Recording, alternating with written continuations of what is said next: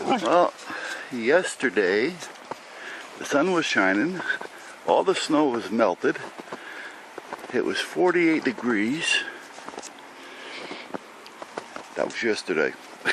Yeah, that was Sunday. Today is Monday. 5 inches of snow so far. And I don't know what the temperature is, but it's cold enough for it to snow, so much for that. Yeah, there's Duffy, got his nose in the snow, and he's just gonna lay down in it because he doesn't care one way or another. Bear here, the long hair, short hair rather, I'm sorry. Bear and Tucker, we kind of ID them as short hairs to our friends, as well as their names. And then the other three, which is Lance, well that's actually, Nick, Duffy, and Lance, which is in the house laying on my couch right now, are the long hairs. And the long hairs have a tendency of coming out here and laying around a lot in the snow. They can take it a lot more than the short hairs. Now I put coats on the short hairs and they like them actually. When I put the coats on them, their tails go up and they're getting all cocky and everything. But the long hairs pick on them because they have the coats on. So they don't keep them on that long, and they don't stay out long enough really to keep them on. If I was going to come out here and do a lot of shoveling, a lot of plowing, or I was going to be out here for any length of time, I would put them on them. But little Tucker, which just ran around the back, the short hair, he gets cold feet, so he can't stay out here too long. We've tried putting booties on him, and even with the booties, he tends to tear them off after a while. So he just doesn't like the cold, So here he is over there. You can see him. I'll zoom in if I can't figure out where the zoom is. There you go. That's Tucker. So there he goes. Yeah. There's these two. Bear will play with them all occasionally just to kind of like keep them in check. It's a kind of like I'm the boss play, but everybody enjoys it. And like I say, Duffy, he just lays there. We've got issues with him. Alright, we're gonna get him through it though.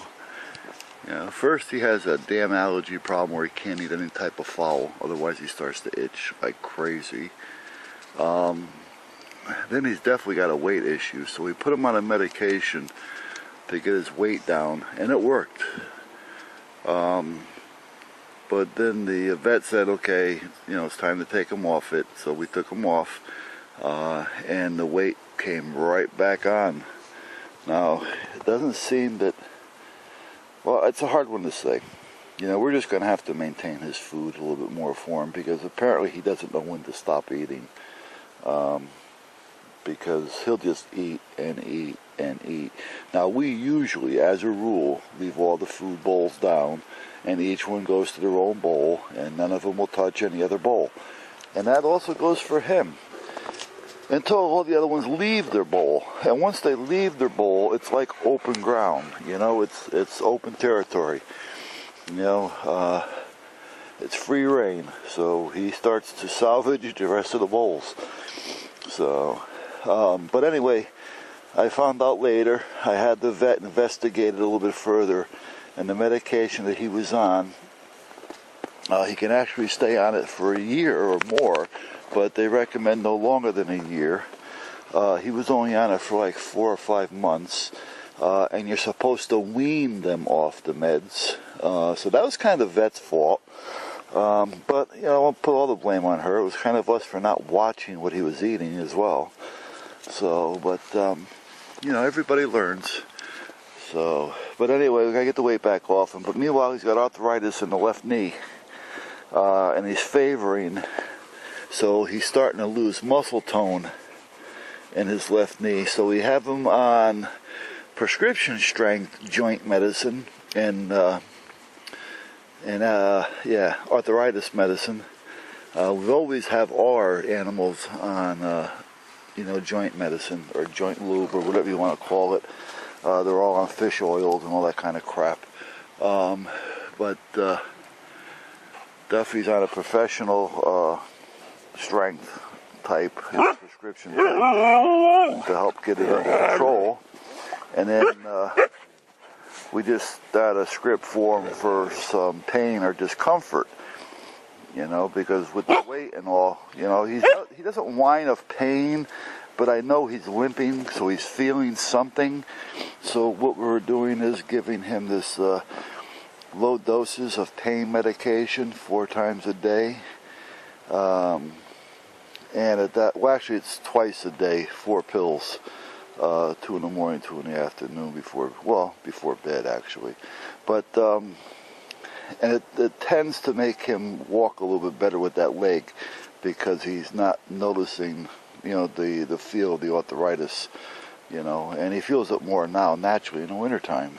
So we're going to get him back down to weight and we're going to get him back in shape. Everything else about him is in good shape. He's in good health. So, there's just those few little things, like we all get as we get older. Unfortunately, he caught up with it a little bit earlier. So, and there's the 2 short hairs. Those are the 2 that started it all. First it was Tucker, then there was Bear. And then there was Lance, which is inside somewhere. And then along came Duffy, and then came Nick. Oh my goodness, a dog picnic. Alright, anyway, it's getting cold. I'm going back in the garage. I got some shooting to do. I'm building that bridge, if that's what you want to call it. And I just got 3 dozen of small, light, what they call wheat grains. So I can now see if I can find some small enough dowels or something so that I can make light posts. I was going to put the light post down the center so the lights can shine on both sides. But I was thinking if we're going to have a kid playing with this, the more that there is down the center, the more that he's going to end up knocking off. So instead of having down the center with the lights coming off this way, I'm just going to stagger them back and forth, side to side, all the way down, which is going to give me a little more work for the wiring.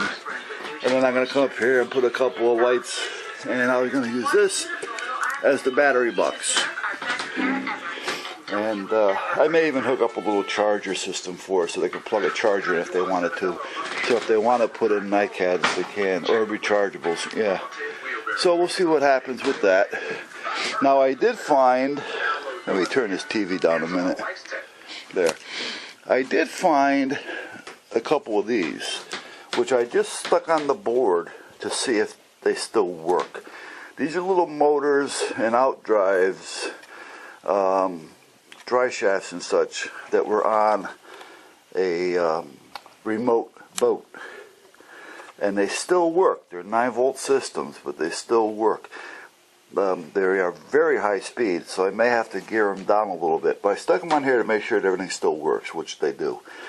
I was thinking if I really wanted to on my next project, maybe I will design some type of a bridge and have the motors, because each one goes different direction. If not, I can always turn it, but they do go in different directions, clockwise and counterclockwise. I can actually make a drawbridge, using just the motors. So, but we'll see what happens. Yeah, I did a firearm class the other day.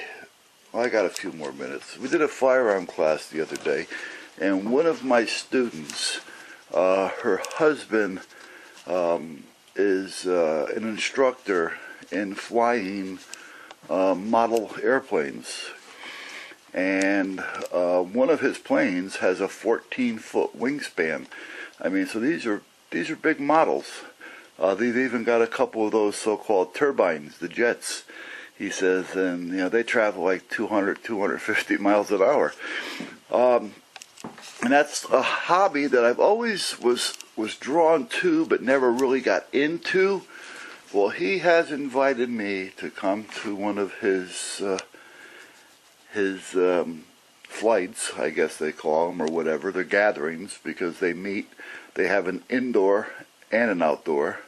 He has a number of planes. He says, so he'll have no problem showing me.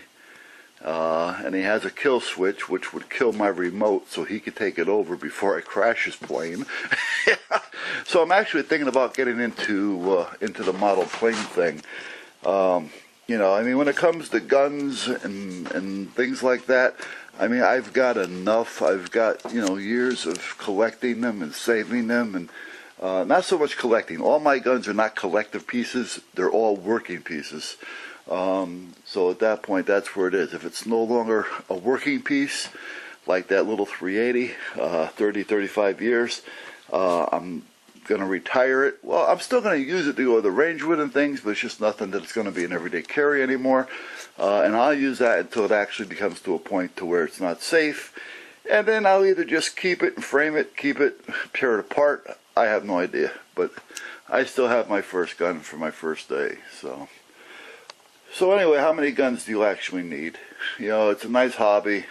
The guns actually increase in value. Ammunition, naturally, I'm always going to be buying ammo if you need it or not. Because, never enough ammo says never enough. So, just when you think you got enough, double it. But anyway, the airplane thing may be a new gig for me, and if that's the case, I'll finish this bridge off so my grandson will have something to play with, because he wants something. Like I say, this is all in work, but he either wants to have something he can sit on the headboard of his bed and have a couple of cars sitting on it and around it, or something he can actually take out and play with. So it's going to be an either or thing. I still have to put a couple of turn ramps on it and such. I may even put one of these motors down here with a wheel, so when he runs his Hot Wheels down as they come down, maybe I can have it so they'll shoot the Hot Wheel back up again. I don't know yet, but that's it so far for today, guys. Catch you later.